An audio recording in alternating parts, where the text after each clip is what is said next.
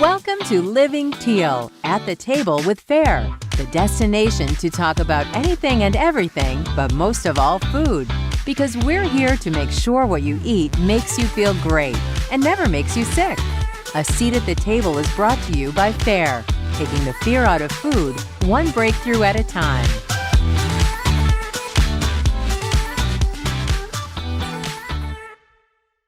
Well, good morning, good afternoon, or good evening. We're so grateful you're here with us. I'm Jason Lindy, and this is At the Table.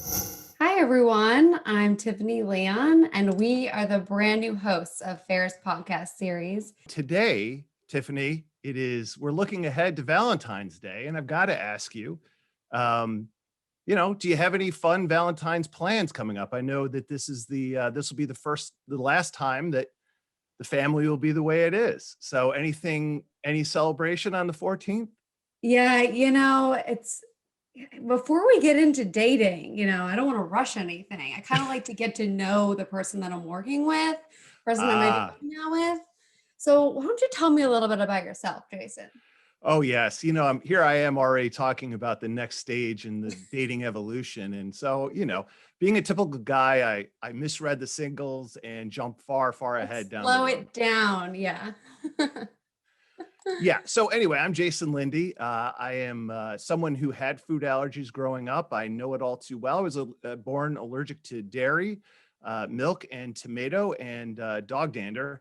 And, when I grew up in a small town in upstate New York, there weren't any allergists around. And for my mom, the first 2 years of my life were pure hell for her. Cranky baby, colicky. I lost part of my hearing as a result. And she went to one doctor after another, one misdiagnosis after another. And finally, she found relief, got me properly diagnosed. And since then, I stayed away from milk. I know what it's like to be the kid who has to have eggs at a birthday party when everyone else is having chocolate cake, because that's the only thing that fits in the allergies.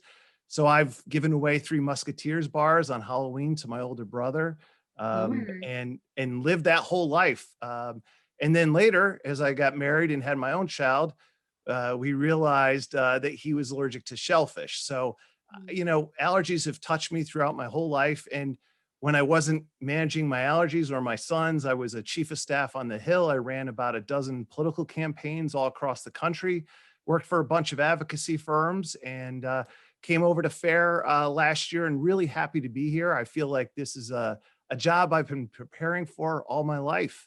Tiffany, what about you? What's your story? Yes, I mean, sounds like it for sure. I actually just joined Fair last year in the middle of a pandemic, switched jobs. Sounds crazy, but I mean, hey, the opportunity was there and I took it. So I am actually a registered dietitian by trade. Became a dietitian in 2013. So if I can do the math, 7, 8 years at this point. And I worked in an outpatient clinic in the Bronx. I worked for a small research firm in DC.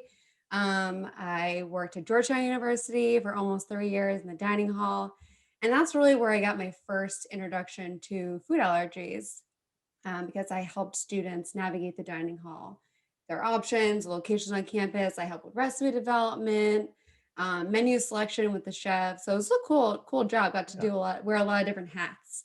Yeah, and on that job, did you do any sort of like, hey, this carving table or this area is top 8 allergen free, or how did you set it up for the dining hall for the students to navigate?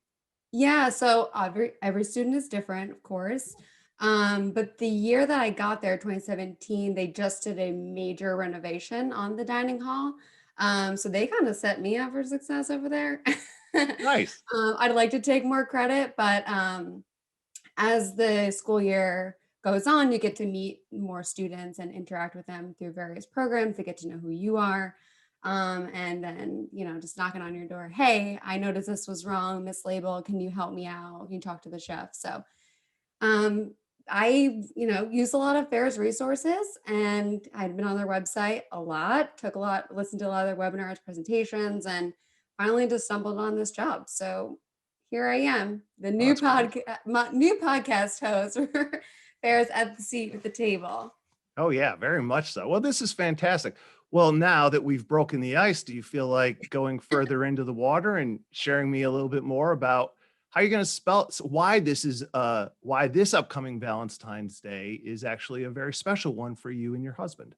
Yeah, yeah. So this is going to be the last Valentine's Day with just the two of us. I am expecting. Yay! When you when you were bringing up the first 2 years, a hellish time for your mom, I certainly hope that that is not the case for me.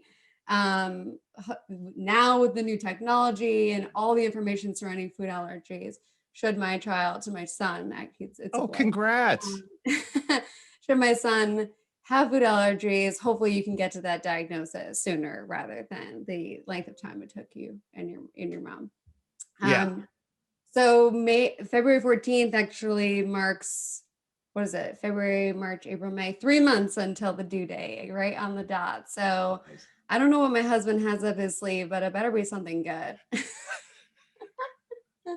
Our Generally I main hear, holiday is actually New Year's Eve because we met on New Year's Eve. oh, okay. Um, yeah, so we try and do something fun for New Year's Eve. Although this year we didn't do I'm just anything. amazed at how well you as a couple handled what I consider very high pressure, the two most high pressure dating nights of the year, right? Yeah, I really feel bad for folks dating now. February 14th is just such a bugaboo. And it's only followed by New Year's Eve, frankly. I Both, know. And they're you back to know, back, yeah, like one right after the other. And you have the holidays before that. Yeah, it can be really tricky to navigate. yeah. I don't I just happened to meet him when I was out for New Year's Eve. So it was like a friend meetup situation. And then a couple of days later, he was going to Europe and I jumped in on his trip. I met him over there. So Oh my, talk about sparks flying. it That was must a have been some New whirlwind. Year's Eve. Wow. Yes. Yes, it was, and a couple years later, 5 years later, here we are expecting our first child. It's Oh, crazy. congrats. Congrats. I love that story. What about you? Do you have anything fun planned for No, Valentine's? actually, it's so funny because, like you, February 14th doesn't mean a lot to us. February 16th actually does. So it was the first time that my now wife and I told each other that we loved each other. So in a Oh, very weird, unique, drawn out sort of courtship, sort of not, we actually told each other we loved each other before we even kissed. Uh, whoa. Right. There's a reason. The reason now, 25 years married this year, I can tell you is that I was a grad student and she was an assistant dean.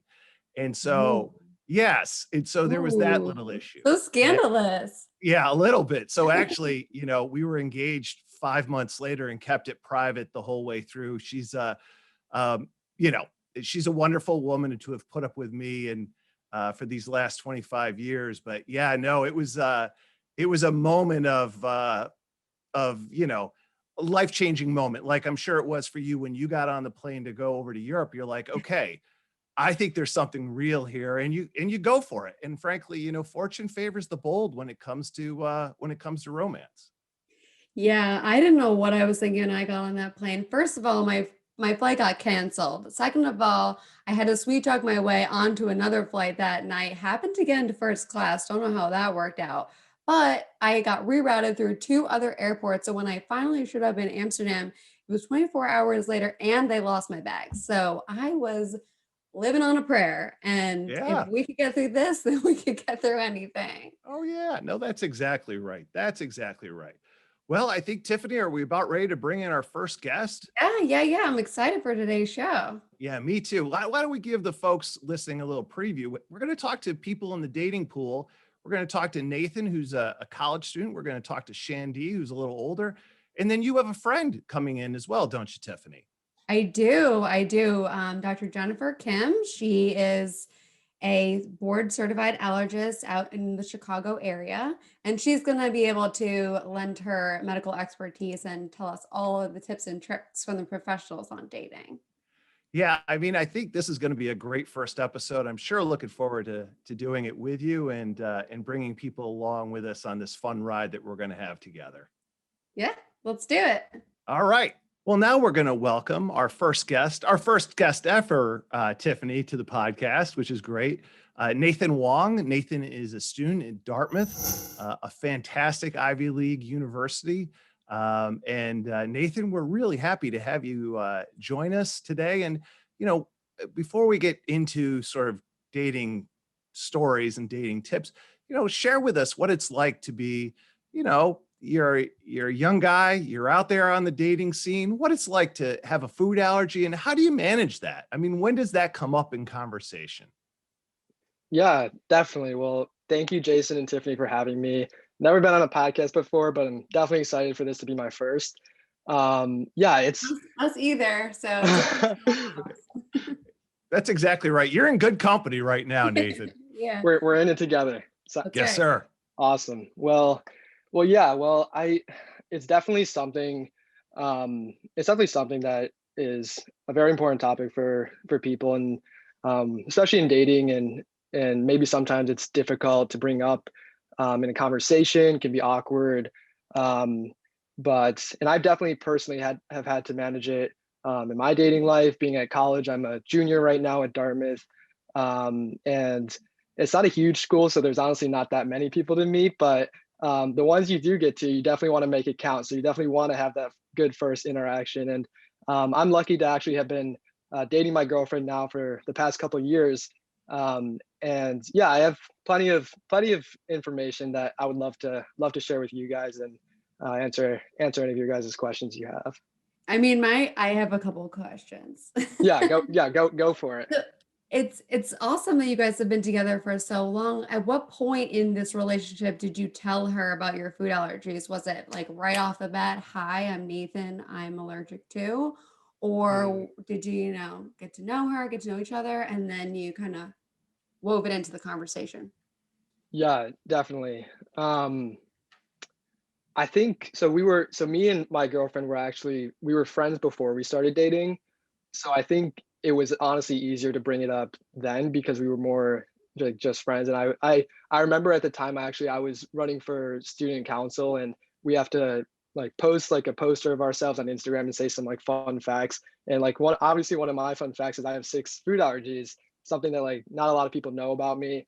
Um, and for me, like definitely growing up, I was more, I would say, shy and maybe even like a little embarrassed to tell other people about my food allergies. But I've definitely like have grown out of that, and now I kind of find it like it's something interesting about me and something that actually leads to conversations. So actually, like for me, I honestly use it as sometimes like a conversation starter, and I'll just like bring up like yeah, like I carry an EpiPen around, and like people are usually like more so interested about it rather than like think it's weird, I would Yeah, say. totally. I love that you've embraced it now and that it's just like your fun fact about yourself. Which 6 foods are you allergic to? We didn't even get into that. Yeah, I'm allergic to dairy, eggs, mustard, peanuts, beef, and gluten. Wow. Um, yeah, and There's a lot of yeah, protein sources that you're missing out there. yeah. Well, one thing like I always tell people is I generally have like a healthier diet, and Yeah. I'm avoiding like dairy and beef and gluten, and but it does make things, I guess, kind of challenging when you're going out to eat. Like you don't have as many options. But for the most part, like restaurants are getting a lot better, I would say. Um, and for me personally, um, my food allergies, I would say, some are more severe in that if I touch it, I'll react. But um, a lot of them I can tolerate if I touch them. So um, in terms of like in terms of worrying about the severity of things, I guess I've had it a lot easier than a lot of other people. Yeah. What do you do? So, Hanover is a small town. I mean, it's a great quintessential college town in New Hampshire. But so, Nathan, where do you go and what do you do? Do you mostly stay with vegetarian when you go out on dates with your girlfriend? I'm assuming she's at Dartmouth, but I don't want to make that assumption. I had long distance relationships as well. So I don't want to jump to that conclusion, but Yeah, yeah. Well, yeah, I definitely like miss being back at Dartmouth. I'm home right now. sure. It's actually an off term for me, so I'm doing a couple online remote internships, which have been nice. But yeah, back at Dartmouth, there's plenty of stuff you can do, and uh, I would say like a nice first day would be like maybe like a classic like drive-in movie type scene, or like I know like a lot of like a trendy thing people are doing now is like finding like a nice scenic place and like setting up the back of your car, like putting some blankets back there and just like watching the sunset. That's always very nice. Picnics are nice, and then you can kind of like package your own food so you don't have to like rely on the restaurant to decide what you're eating for. A number of things. I love that Yeah. picnics and drive-ins are trending right now. Like that's awesome. Yeah. Yeah, especially with COVID, like I think those are definitely hot. Definitely. Yeah. Definitely. I don't know if I've ever been to a drive-in movie. That sounds so fun. Yeah, you definitely should. It's but a funny story actually from I think it was like my first or like my second date with my girlfriend. I don't know what I was thinking, but I brought her to like a sorority ice cream social, and I'm allergic to dairy. And yeah, so like obviously like Typical guy, not really thinking things through. there you go, yeah. Sure. But yeah, I'm like what like halfway through I'm like all right, like I don't know like what to expect here, but it actually like I don't know like after the fact like she's eaten like maybe like 3 ice cream cones, and I really didn't eat anything but had a good time, but then like it ended up being like our first kiss actually after that. and and like what do you know, like I get an allergic reaction. Oh my goodness. um So what happened?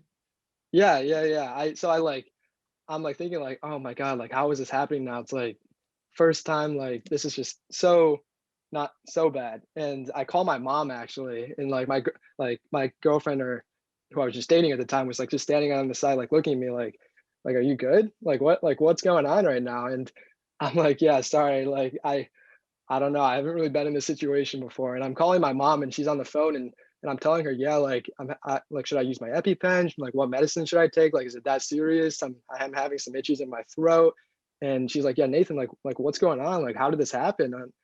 I'm like, just like accidental like exposure.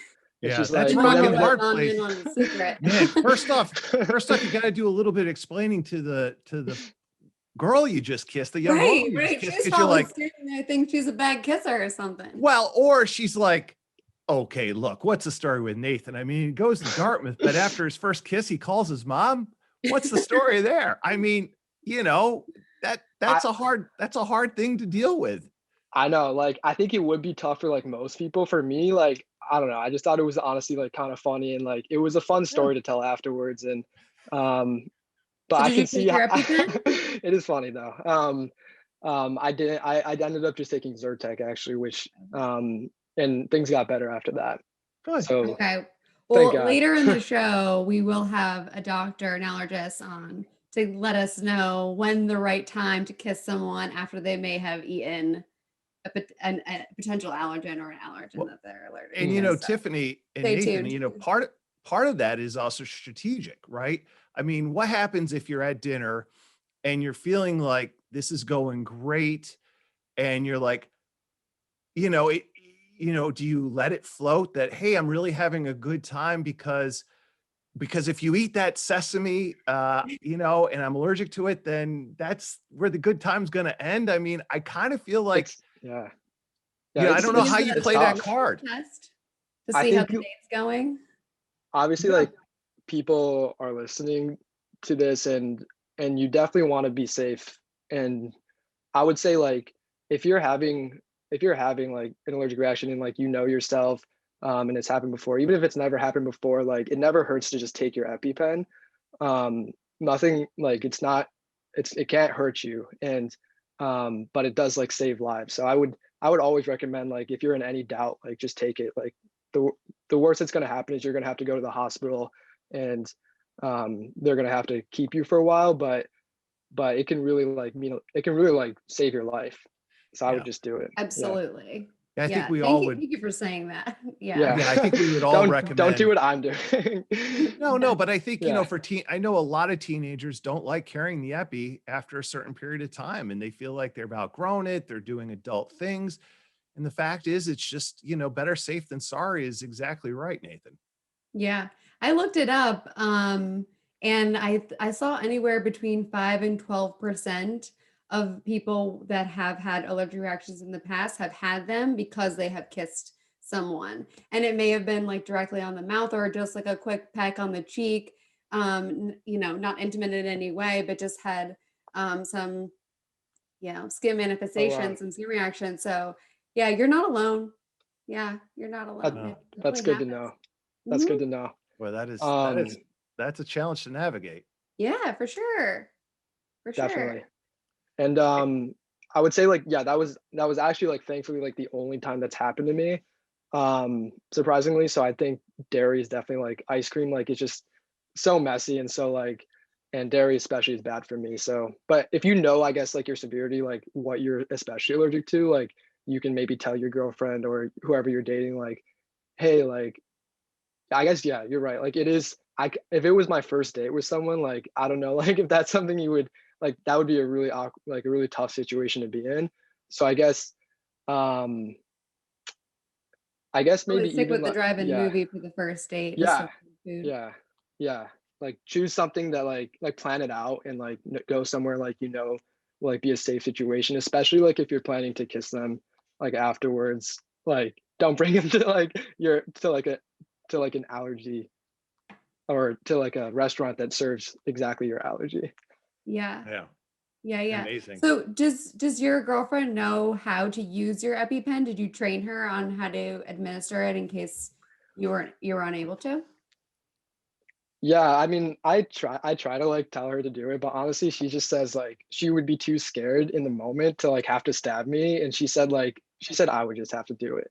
But honestly, like yeah, that is really important, and hopefully, like everyone does teach whoever they're dating or whoever their girlfriend is just to um where to administer the EpiPen, um, and even your friends too. I think like if you're going out at night and um you're using like the buddy system, which you definitely should be in college, yeah, I would definitely like go over that with and your roommates too. Go over that. That's very important.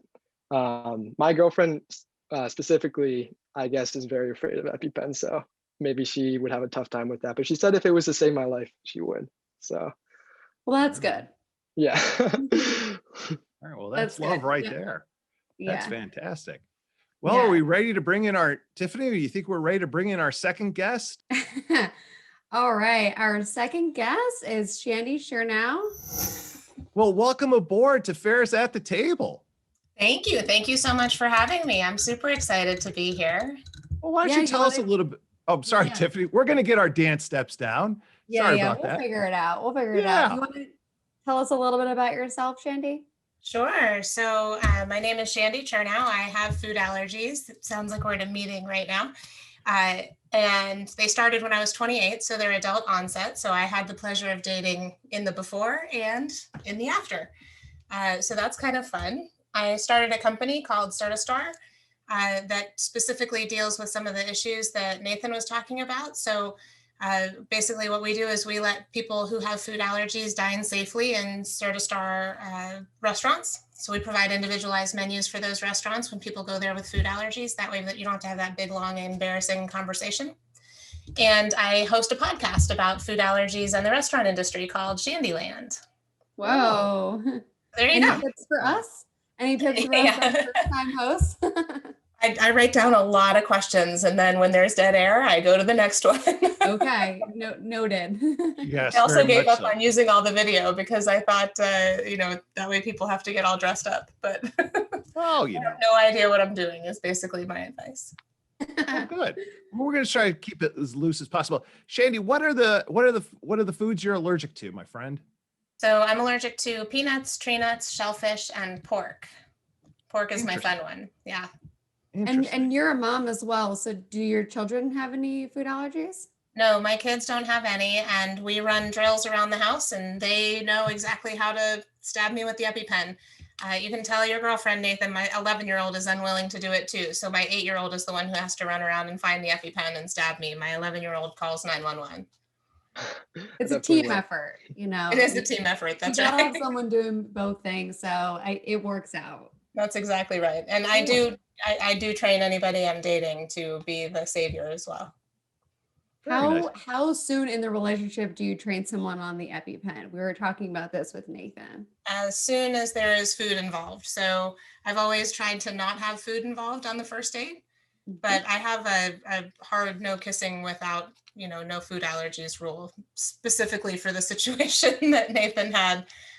So anytime there's ever been a first date and somebody says, oh, do you want to get something to eat? I'm like, okay, but we got to have a talk. Like, if you have any plans on kissing me at all, you don't get to eat the following foods either. Sorry. Just Well, laid I on gotta the ask. law right in the beginning. I love that. Right I from do the too. beginning. I I'm not mean- interested in dying. Thank you very much. Well, and I got, from a guy's perspective, I think frankly, I would be like, wow, this is someone I want to get to know because you're authentic. There's no game up front, right? And you're sort of saying the ground rules, which is a wonderful way to start a conversation and perhaps a relationship. But I gotta believe, Shandee, there are some guys that are like, tell us about that experience. How has that gone over? Yeah, no, you got to filter those ones out right away, right? Like, if there's a dude who's like, I'm not giving up my pulled pork sandwiches for you, then Not he's worth gotta it. Yeah, go. no. He's got to go. And then you find out super soon, right? You're not wasting a bunch of dates where you've tried to like avoid food or avoid kissing. Who wants to do that? Yeah. So get rid of those ones. Yeah. And I do carry an EpiPen trainer in my purse. Smart. So crazy That's so maybe, smart. but that way if I'm with somebody and who else is going to save me, Right. I mean, all things to think about for sure. Mhm. I know you obviously have developed the technology to create personalized menus, so you may have more options available at your fingertips, but do you have like go-to cuisines or like go-to restaurants that you are like, yep, this should be good to go because I know that I can usually find something here? Or is it all individualized, call ahead, do your research, check out the restaurant? I mean, given what I do for a living, I'm pretty good at having the conversation, and I have a tendency to kind of go towards humor, right? I'm like, look, it's my medical bracelet, and ooh, EpiPens are bad, right? So I try to get the server, or the host, or the chef to kind of like me and want to keep me alive. So I'm not really big into the call aheads. In my experience, whoever you're talking to at that moment isn't necessarily going to be there when you're there anyway, and so I don't know that it's really particularly useful. If it's not a Sort of Star restaurant, then you're really basing your meal, we'll go with that, on that person's goodwill and how much they care about you. And so therefore, I think it's easier to make the bond once you're there. Yeah, I mean, if somebody's not going to be into being your advocate with you, or at least being patient during that process, I think that they failed the test of able to date, Yeah, no, that's exactly right. And Shandee, is Service Star in New Hampshire? I mean, is that a nationwide? I mean, I'm trying to help out Nathan here for a little bit, and I also have a um, couple shout outs too. yeah, Yeah, so yeah, you can check out our website for any of the locations. I don't think there's any in New Hampshire, but if you go and look at their list of restaurants that we've got, we're nationwide across probably not all 50 states. There's like 4 restaurants in in Hanover at least for Dartmouth, so we don't have a huge selection. But for anyone listening, like if you haven't been to McKenna's Bakery, they are very good with food allergies, and like you can get like gluten-free, everything free, like donuts and cookies and stuff like that. Amazing. And also, like, I'm pretty sure it's called 101 Grill. But that place also, like, they have like gluten-free menu and like are very accommodating to food allergies, and I've loved going to those 2 places. oh, that's great. And in our show notes, Tiffany, we'll be happy to call those places out. And obviously, Shandee, we want to make sure that we take care of you and Service Star and all the things you're doing. Shandee, what are some other fun first dates that you've suggested? I mean, is miniature golf still a thing? Or Sure. I mean, again, I don't know, but I'm eager to know. Well, COVID takes everything fun away, right? Oh I mean, yeah, that's right. is what it is, but Okay, so post pandemic. pre-pandemic, I think miniature golf is a great idea, Yeah. but activities like that where, you can go to, we've got the Top Golf places. Oh yeah. Right. They're it's open it's now. not like They're driving open. range, but if you play games with your driving range, I guess. Yeah. Something like that where you've got an activity or a batting cage or, Dave and Buster's, something like that where you've got games to play. Yeah. Hopefully you're not both super competitive, I guess. Well, or if you are, you're going to find out real quick. And, you know, Right. sometimes that works. That's true. Yeah, And, you know, something that involves drinking maybe, but not eating, and Mm, you can Yeah. have some fun that that'd be way. fun. Yeah. yeah, I think non-food dates can be more fun because there is an activity, there can be competition. Well, and it can also kind of end at any time, right? Sometimes if you have a food date, you're stuck there for too long. Yeah. Well, there's always that trick of, yeah, I just heard from the sitter, or, you know, I'm not feeling so good. So they must have dropped some pork into this dish. And, you know, I think I'm going to get going. That's a good point because went on a blind date once to a Yankee game and there was a rain delay. And so they extended the time before they started the game. Then there was a rain delay in the middle. It was a disaster. Luckily it ended at some point. I don't know, But it just dragged on. Nathan, I see you got a little Yankees love on your background. Are you in the greater New York area, or? I'm actually from upstate New York, Rochester, but yeah, huge Yankees fans, huge Buffalo Bills fan. I hear that. Ooh. Yeah, I know. It's very sad, but next year. Sorry. It was a great Sorry game. about that. They played well. And Shandee, where are you at? In Scottsdale, Arizona. So all those outdoor activities work all year long here. Oh, that is so beautiful. So beautiful down there. What Although we had advice? snow yesterday, if you can believe it, like in Phoenix and Scottsdale. Snow. Oh wow. Well, if you need any more proof of climate change. Preach. Yeah, my kids were all excited at school for the snow. It's crazy town. We don't own the clothes, you know, to make it okay for that. That was was my thinking next about- question. What do you wear in Arizona in a snowstorm? You stay inside. Yes, exactly. Hey, for both of you guys, what's the best piece of advice you have for folks listening right now about navigating being either asked or asked out? I mean, help our listeners out a little bit. Give them a couple pieces of advice that you have found helpful for yourselves throughout your dating lives. I think advocating for yourself, standing up for yourself is kind of the biggest thing, right? I mean, I understand that it can be kind of weird and awkward to talk about your food allergies or whatever other health or otherwise issues you have. I guess as we get older, we got a whole set of suitcases to carry around, right?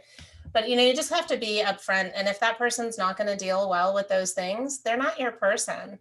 So stop trying to kind of be somebody else for someone else and just be yourself, and you'll get, you know, through the bad ones quicker and find the good ones. I definitely would second all of that. Yeah, they're definitely not worth it if they're not going to take the time to like care about your food allergies. Another thing, like I would say, I know like it can be very awkward, like sometimes like bring it up. If you can do it in like a humorous, like funny kind of way, and then especially like for me, like I definitely love to like, or don't like love, but like I try to like set them at ease like afterwards, because usually like the common response is like oh my god, like am I gonna kill you if I like touch you or something like that, and like how do you live without pizza and ice cream and stuff like that, and I say like well, I mean, like I've had food allergies my entire life, so like I know really nothing else. Like for me, like this is like the best food ever, because like it meets my like top of my standards. So I like to like tell people that, and just like let them know that like food also like is an essential part of my life. Like for me, like I get so much enjoyment out of like sports, or like going to like see a movie or like stuff like that, and food isn't everything. That's true. We make it be a part of everything, right? Yeah. Holidays and celebrations and dates and all that kind of stuff, but it doesn't have to be that way. We Yeah, have that doesn't have to. We have a t-shirt at Certistar because a lot of people get really focused on what you can't have. Oh my God, there's so many things you can't eat. What do you ever eat? Blah, blah, blah. And it has kind of all 170 on a t-shirt. And that way you can say, look at all the things I can have. Yeah, I like that. That's the other way to look at that, is there's so many things you can eat. And there's so many things that can be made from those foods. It's not that much of a limitation at all. Yeah, it's all just about reframing it, you know, glass half full, because Exactly. you may be allergic to 6 things, maybe allergic to 8 things, but there is a lot of stuff that you're not allergic to, and you can still enjoy those things safely, for sure. That's exactly right. Yeah. Focus on what you can have, not on what you can't. Oh, And the things that you can't have are life-threatening. So if somebody can't put your life in front of their pizza, bye. No, that's exactly right. That's exactly right. Just my 2 cents on it. No, I mean, it makes all the sense in the world. Also, it's a great indicator of just what kind of person sits across the table from you in that engagement. So I have to ask, Shandee, so, in relationships, as you get older, you get to a certain point of trust, right? Where you're like, maybe I'll give you the key to the apartment or this sort of thing. Now I realize you have children, which complicates it. So question for you, is sharing the EpiPen, is sharing with a potential partner, hey, here's an EpiPen, here's how you use it. Is that the equivalent to sort of saying, hey, here's the key to my place, I do this out of trust? Or how do you sort of see those two together? I've never forked over an EpiPen like in a permanent kind of way. Okay. Although I always have them in my purse. So I have this little tiny go bag, if you will, Yeah. and that has my car keys, my 2 EpiPens, and my asthma inhaler in it. Okay. And so I can't leave because it's got my car key in it. And so if I'm switching purse, that whole thing just kind of goes like a wallet, right? Just the entire thing makes the trip to the next purse. And so I have on occasion, if we're going someplace where I'm not taking a purse, instead of being like, here's my $20 and my license, I'm like, here's my EpiPen and my inhaler. I have done that, but I always get them back. Okay. All right. I guess Great. maybe that's the new indicator of, is this the person? Am I willing to fork over an EpiPen for real? Well, right. I mean, to me, that would be a huge demonstration of trust on both sides, frankly.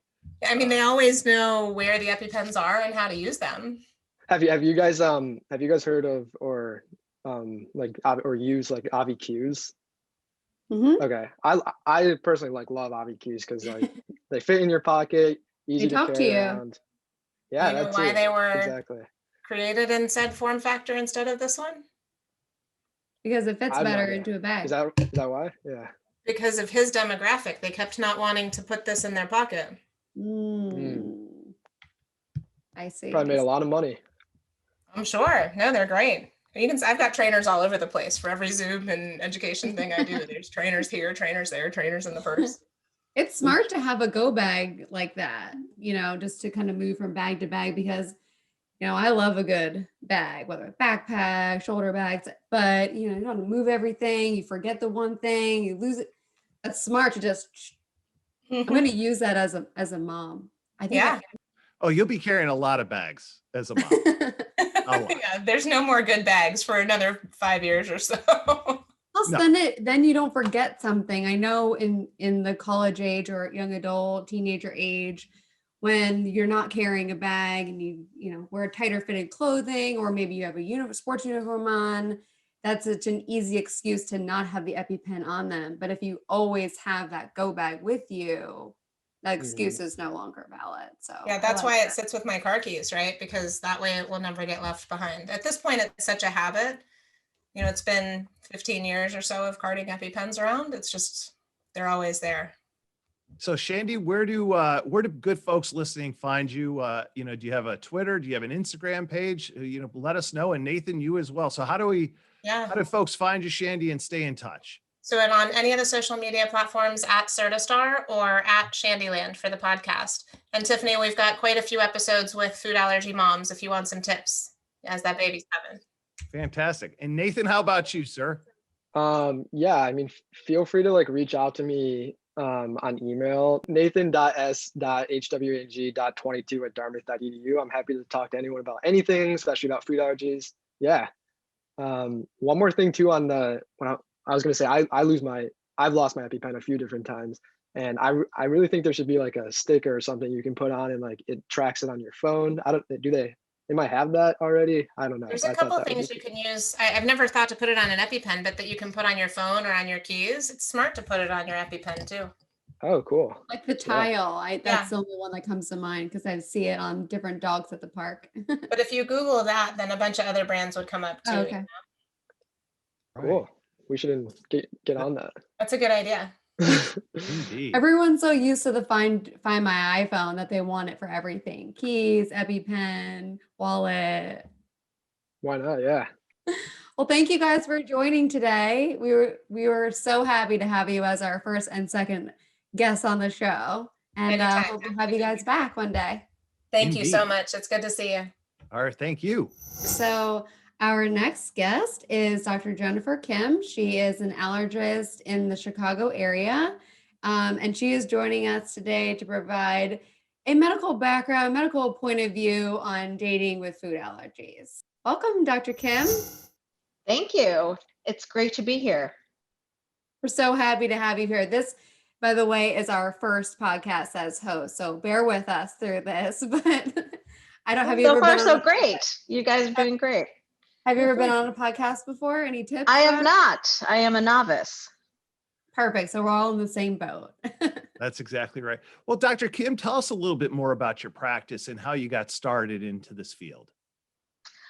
Well, I am an allergist immunologist, and for many years I was doing pediatric allergy only with a focus on food allergy. And actually, one of my patients asked me the other day, why'd you go into food allergy? And I simply said, because I love food. And I remember in residency just seeing families having to deal with this and just had so much empathy about all the difficulties and hurdles they had to cross to manage this.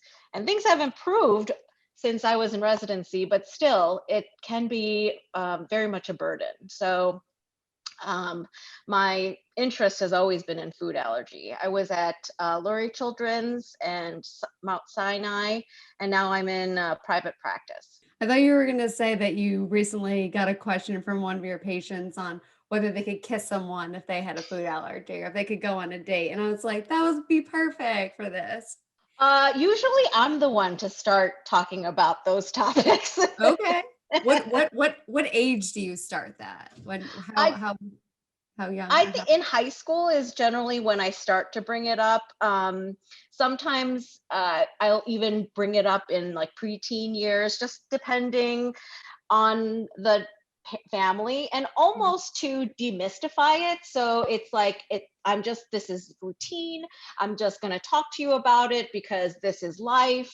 I talk about alcohol because that can lower your threshold for developing a reaction if you ingest your food, your allergen, when you're drinking. And so, a lot of people would be like, oh, like the kids are like, what? No, that's not me. But it's almost to invite them to make sure they know that I'm willing to talk about it. If it ever comes up, that they can talk about it with me as well. Just opening the dialogue, opening the lines of communication, should they ever decide at one point they will start dating or kissing someone. Right. Yeah. I also don't always think they're going to tell me the information. So sometimes it's better to throw it out there and hopefully it sticks. Yeah. I'm not sure if I would have, as a background, I don't have any food allergies myself, but I'm not sure if I ever had a dating conversation with my pediatrician, even though I had known him for quite, he had been seeing me since I was younger. But I guess you do develop a very close relationship with your patients when you have seen them, if they have been diagnosed at a young age. So I'm sure you are closer than some doctors may be working more closely with them than some doctors may be. So you may be, more influential than you think. Well, right. And what do you specifically suggest? I mean, how do you sort of help them manage the situation? Because I'm sure they must be worried in the back of their mind or at the fore of it. They're thinking, well, if he or she takes another bite of that, of that corn chip and I'm allergic to corn, this is not going to be how I hope this date ends. I mean, so what do you say? I mean, Shandee had some great advice, which was very empowering, but I could see, obviously someone at her stage of dating experience is a little bit more sophisticated than a 16-year-old or a 17-year-old would be in a similar situation. So, Dr. Kim, what would you recommend? I think when teenagers probably think of dating, their planning capabilities may not be fine-tuned. So I actually just come right out and say, like, if you're dating and you want to kiss, these are the things you need to think about, because that's probably the biggest risk, obviously. And so, and specifically for peanuts, there's been a couple studies on this. And because peanut butter is so sticky and can stick to braces and there are other things to consider. So I like to bring up some of those topics so that it just is kind of planted in the back of their head.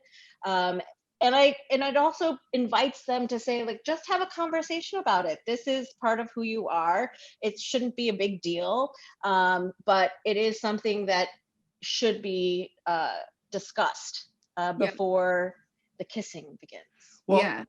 and the other, obviously, I have a 19-year-old son, and he will talk to me once in a while about a hookup. Now, hookups are obviously a non-dating situation, but I figured we're in the Valentine's Day episode here. We might as well go down this road. Obviously, hookups are touch random.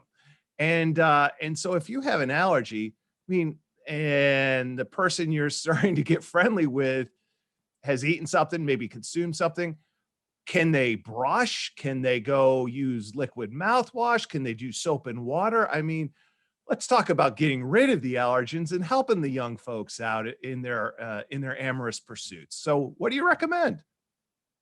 So brushing your teeth and, making sure you're thoroughly brushing and rinsing, that can be helpful. But there have been some case reports of people still having allergic reactions with passionate kissing. Albeit most of those symptoms are mild. So there could be some, itching in your mouth, some tingling. Some people do develop lip swelling or hives, so it can progress. There was only one case report that I saw of someone having anaphylaxis, so I think that's quite rare. There was a news report of someone dying after a kiss.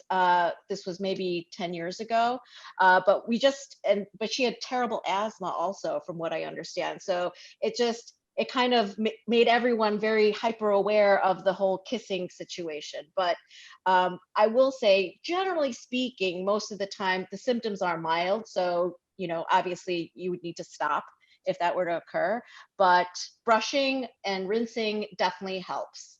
Okay. It's not foolproof though. On FAIR's website, we cite one of those studies that you just mentioned. And it said that you should wait, I think it was 4 hours, and have and this one was peanuts, but a peanut-free meal to kind of get all that sticky peanut butter out from in those crevices and braces. I didn't even think about braces. Like, I didn't even think about it. And then you might be good to go. Yes. So that's what there was a study. They actually looked for peanut allergen after people ate and brushed their teeth. And so yes, so that would be an ideal situation. But yeah, the hookup thing, that presents some challenges for sure. Yeah, I mean, it's relatively rather random from what I understand. I'll just leave it at that. And it's not like anything like happened, Dr. Kim, you, myself, Tiffany. I mean, those things didn't happen in the old days, right? I mean, it was all very much, very much. Well, now hookups may be on hold because of COVID, but now that the vaccine is out and the world will start opening back up again, I'm sure Tinder is open and ready to go on some of those. It's so funny you mentioned that. I hear that if on your Tinder profile, not that I have one, my lovely wife, if you are listening, I don't, but I understand if you have a vaccine, like if you've got the vaccine, like your profile is looking pretty good on the old Tinder. Is there a specific area that you could like check? A badge or like a again, vaccinated? asking the wrong guy. I don't have it. I verified check, right? Yeah. I mean, hey, that's fantastic. Dr. Kim, what about, carrying the EpiPens? I mean, we talked a little bit with Nathan about that. And, we know teenagers don't care to carry the EpiPens. And, what do you suggest on that? What are some other ways that both teenagers and their parents, frankly, can encourage them to do that? Obviously, even at with teenagers, parents have a tremendous amount of influence, whether or not teenagers want to acknowledge that. But what do you recommend on that? That is a very good question, and something that I am always addressing with varying success, I would say, because at least in my office, like I'm in charge. So when they're in the office, I'm going to be like, "Where's your EpiPen?" or "Where's your AviQ?" And if they don't have it, then they get a lecture. But so that just kind of starts the conversation. I will say for boys and guys, I think the device does make a difference because of the size. The pen is very long and obtrusive. It's hard to hide in a pocket. Whereas the AviQ, if that's something that you're able to get through your insurance, is just much more carryable. And the other thing I always point out is I always ask, do you have a phone? And invariably they say yes. Said, Yeah. well, how often do you not have your phone on you? And almost invariably they'll say never. So I'll point out they are capable of carrying something with them at all times. So it's just kind of making them think about things in that respect. Whether that makes a difference in their day-to-day life is probably, depends on the kid. And then there are some, and I think I would push harder on those kids who have had like a very severe anaphylactic reaction. So I go through the risk factors for fatal anaphylaxis. So peanut tree nut allergy, being a teenager, young adult, having asthma, not having your epinephrine with you. So make sure that they are in a high risk category, and I don't want to read about you in the newspaper. So Definitely not. Those are all really good points. Shandee was talking to us about how she has a go bag because she just has different bags that she likes to use. So she just has her EpiPen, her inhaler, her keys, all in this one. She just moves it from bag to bag. But as a young teenage boy, you don't have a go bag because you're just, you're wearing your jeans and you just put your phone in your pocket. So I can see how, increased risk for not having it on them. But you brought up alcohol before, and we didn't talk about this with the other two, but you mentioned that it lowers your threshold, or can you go into the obviously alcohol may impair your judgment and your decision-making skills, but anything else we should know about alcohol that relates to food allergies? So it can be what we call a cofactor. So if you are drinking and you accidentally ingest your allergen, you can have a reaction at a lower dose. So with a lower amount of allergen that you're ingesting, so you're more sensitive in effect. And or you can have a more severe reaction because the alcohol, we think, helps kind of opens up the lining of the stomach is not as tight after you drink alcohol, so things are kind of being able to move into your bloodstream more easily. So we think that's why, but I've seen it over and over again, and more so in adults, but I think kids don't think about that, obviously. So I like to also remind them or educate them about that. Yeah, and alcohol doesn't have the same, nutrition facts, ingredients label that your cookies and your crackers would have. Most alcohol is exempt from labeling laws. So you couldn't even sneak a peek to check to see if that, wheat beer has your allergens in it because that information isn't available. So I feel like that's another thing to consider too. Yes, absolutely. And Dr. Kim, how much counseling do you do for college students, sort of, telehealth? Is that something you're seeing a rise of now during the pandemic? I mean, do your patients still talk to you from their college campuses, or how is that working? I do a lot of telehealth, but I will say I don't I have not had a ton of college students. Um, Although I encourage them, I think they're better at like doing my chart or sending messages and like more of an email communication. So I invite them to ask me questions, check in, whatever, concerns they have. But just formal telemedicine consults I have not had an increase in that. Yeah, I mean, COVID has changed has changed this world so much. I can only imagine how it's changing a practice and how you treat food allergies, um, oral immunotherapy, or one-on-one visits, additional training sessions, and has that? I will say probably fewer reactions because less restaurants, no school, less social activities. You're not having family dinners or potlucks. So a lot of that, you're in a bubble. So you're in a more controlled environment. But I always say this is not going to be forever, please God. No. And as we open up, they're going to have to remind themselves of how to manage this, because it's been a year of being, very much insular. No. That's a good point. Just being able to, bringing yourself back to pre-pandemic, setting yourself up to go on a date or to go on, an adventure with a friend, even how to make sure to ensure your safety. Those are all things you got to relearn. I'm sure it's like riding a bike, but it's still something that you have to remember. You have to remember to bring your helmet, so. Yeah. Right. And- If you never wore your helmet before, Right. we still need to create those habits Correct. moving forward. So, yeah. Well, Dr. Kim, if any of our audience listening has any other questions for you about this, where can they find you? I am on Twitter. Nice. What's your handle there, Dr. Kim? Dr. Jen Kim, Dr. Jen Kim. Ah, very good. Very good. Yeah. Anything else you want to leave our listeners with?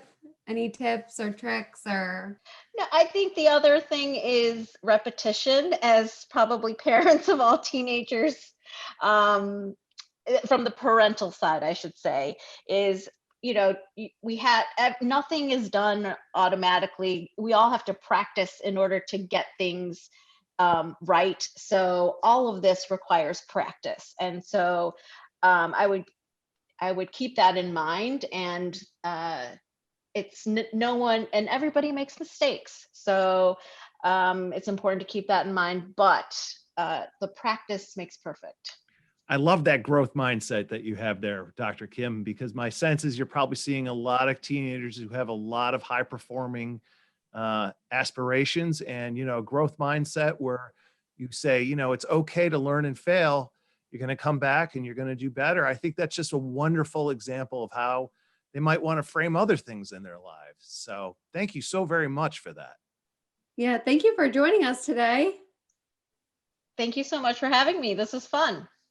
Well, we've had a wonderful show so far. We had Nathan, we had Shandee, we had Dr. Jennifer Kim over in Chicago. And now we're going to turn it over to our CEO, Lisa Gable, to see what's inspiring her at FAIR with the FAIR Report. Hey, Tiffany, thank you so much for having me. And hi, Jason. So I'm Lisa Gable. I am the CEO of FAIR. I've been at FAIR for about 2.5 years, and it is an incredibly exciting place to be. We've made so many great strides, and we have the most amazing community and fun relationships. And so I am thrilled to be here today to talk about it. Lisa, one quick question. I just heard this, and you have a wonderful anniversary coming up with Jim this year, 25 years, which is special, and someone who's also had that same number coming up this year. Before you delve into the business of FAIR, could you share with us sort of what you guys are thinking about for the big anniversary this year? Well, I appreciate your asking, because he surprised me this weekend when he told me all that he's been doing, because I asked for one particular present and I got a long laundry list of all the issues with that particular present. But what he did tell me is that he has been in contact with the people where we went for our honeymoon to see if he can recreate the honeymoon at the same location. And so, even though our anniversary is in April, I'm not quite sure we're both going to have our shots by then. He'll have his shots because he's much older than I am. But I'm hoping that actually we get to go to the island where we had our anniversary during the Christmas holiday season. And so that was a huge surprise for me. It was really sweet. I'd never in a million years thought about that as an option. Yeah. Well, that's wonderful. That is wonderful. I love that. Very, very inspiring. And it's something for me to think about as well. He's very good. He used to send me flowers on the 13th of every month because that's when we got married. But pandemic has been kind of a problem with the flower thing. So Yeah, he's I a pretty imagine. romantic guy. I love that. I love that. And happy anniversary to you too. Yes, yes. Ours is in June, or depending upon when we look back in generations from now, maybe in July. See, this vice president of advocacy forgot to get a wedding license. So in June, we were married under the eyes of God. And in July, we were married under the state of Maryland on speakerphone at the back of a campaign headquarters. Wow, what an Yeah. oversight. And your parents let that one go because God does, he does. Yes. I'm the Presbyterian in the marriage. My wife's a Catholic. She was a little less forgiving, but we made it up after a while. Well, good. Well, I'm so glad, but that's a great story. Yeah. My anniversary is in June as well, but I'm only celebrating my second wedding anniversary. I wish my husband would be planning a trip, but I don't know if it's looking that way this year. All right. Well, since you're at the beginning of your stages, I have to say Jim Gable has excelled on present giving. Really creative presents, not so much as a monetary issue. He's very creative. So you tell your husband, we've guided a lot of people. You just tell him to give us a call and we'll give him the game plan for the rest of your 23 years. Yeah. Sentimental always works well. Yeah, sentimental does work well. Coordination works well. One of the things he does is he buys all the gifts for my birthday, Christmas, anniversary, and Valentine's all at once. So you get the earrings, the necklace, the ring, the bracelet. See, 4 matching items. It's very effective. I like that. Yeah, me Good. too. All right. Taking notes. So Lisa, what's going on at Fair this time? You know this what? month? It is so incredibly exciting right now. I mean, it really is. When you think about last year, there was so much going on, but the reality is that Fair was able to take advantage of Zoom and develop an incredible number of relationships. So one of the things that happened, and Jason, you know better than anybody else because you were on the forefront of it, is that we introduced the FASTER Act, and we had over 90, I think it was 97 co-sponsors in the House side, Democrats and Republicans. We had co-sponsors on the Senate side for the bill over there. March 12th, it's the day before my birthday. It's why it goes down in history in my memory banks. As to the Senate bill, we didn't quite get it over the finish line for the president to sign. So I think what's exciting is as we move into the first 100 days, you're having conversations, Steve's having conversations, people are excited about reintroducing it. And the reason it's important is a couple of things. One is it helps set us up for some success on the research side, but also most importantly, it would introduce sesame as the 9th allergen. And I did not realize this conversation's been going on since 2004. That is insane. It has been going on for a long time. So it's really important that we get it moved over the finish line, that we get sesame named as the 9th allergen, get it over and done with. Companies have been indicating that they know we want to do this. And so everybody's just waiting for the details to work out. And we appreciate our buddies at the FDA who've been helping us. We really appreciate everyone like the Rickless family who's been going up, testifying on the Hill, calling their contacts and getting us more co-sponsors. But I think we're going to get somewhere in the first 100 days. So fingers crossed. Indeed. And you should also know that, we're going to have, as you're well aware of, we're going to have our second annual Courage at Congress virtual fly-in here coming up soon. And we'll be pushing for the FASTER Act and a few other priorities as well. Lisa, what else is on your mind these days? Well, there's like I said, lots of exciting things going on. So at Christmas time, the holiday season, Hanukkah, everything was going on. People were distracted. And then there was one big announcement, and that announcement was the dietary guidelines.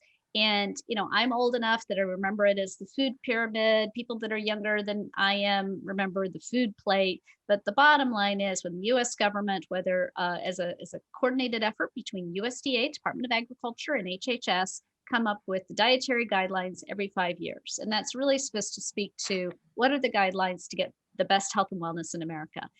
exciting thing was that they endorsed something based on fair research, which was the early introduction of peanut and egg to babies between 4 and 6 months old, early and often for the first few years of life.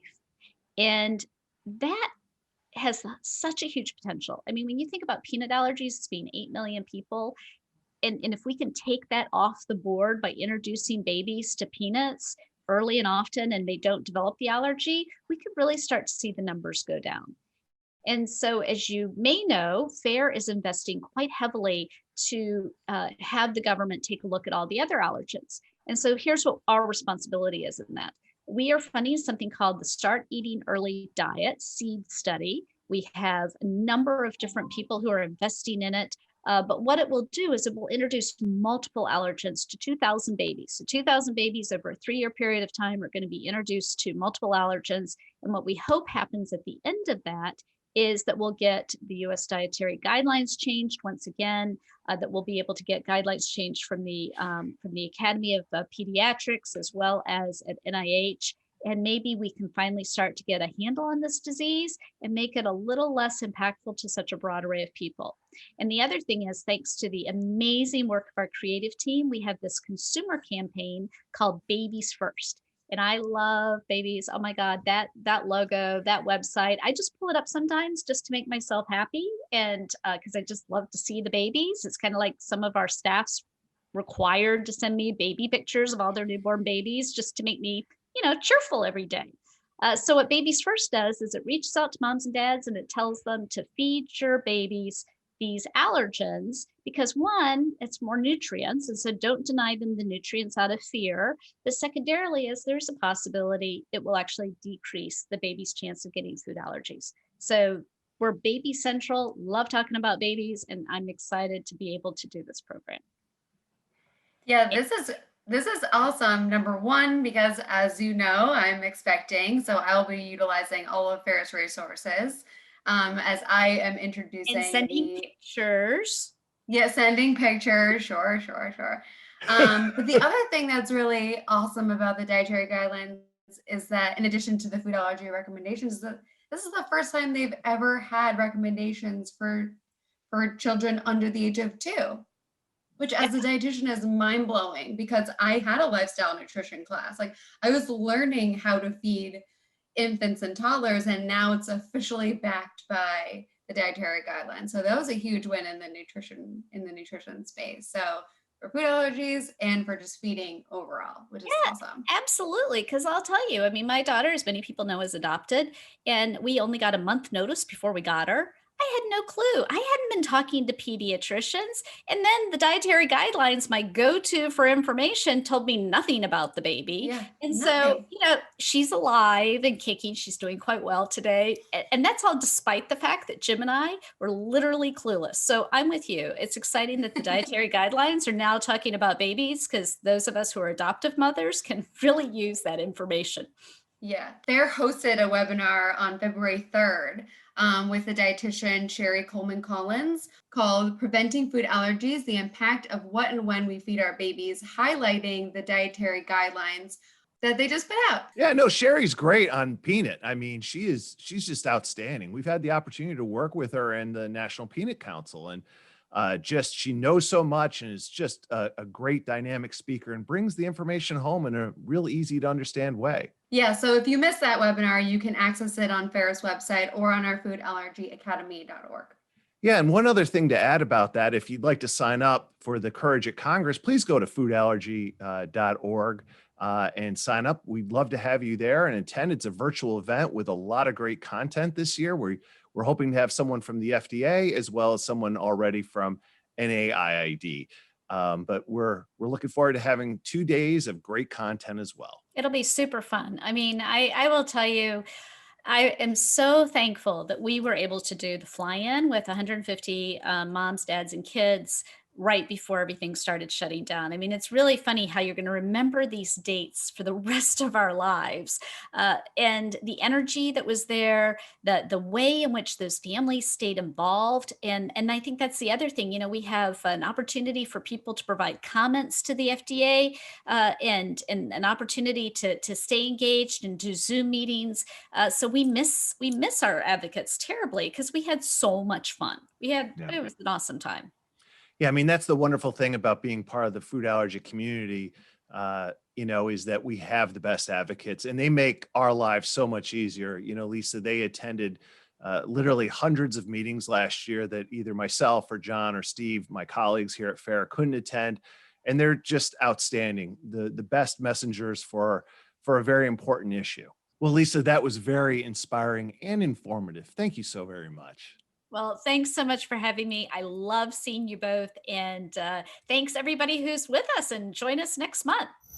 Thank you, Lisa, for that inspirational and motivational FAIR report. I know I am really excited about all that FAIR is doing and for our advocates, for our patients, and for the 32 million Americans suffering from life-threatening food allergies. Well, Tiffany, it's been a heck of a run, our first podcast ever together. It's been a lot of fun, and I'm looking forward to coming back with you next month for whatever we bring forward. Yep. Can't wait. See you next month. Bye. All right. See you, everyone. Bye-bye.